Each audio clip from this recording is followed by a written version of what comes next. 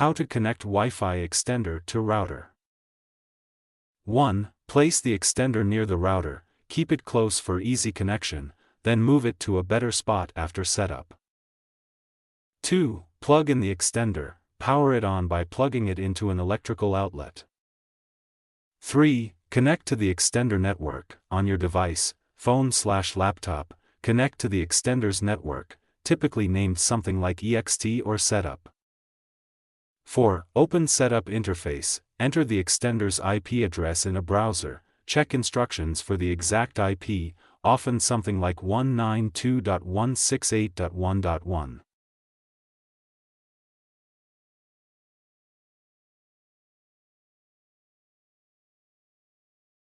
5. Log into extender settings, use the default username and password, commonly admin/admin, to log in.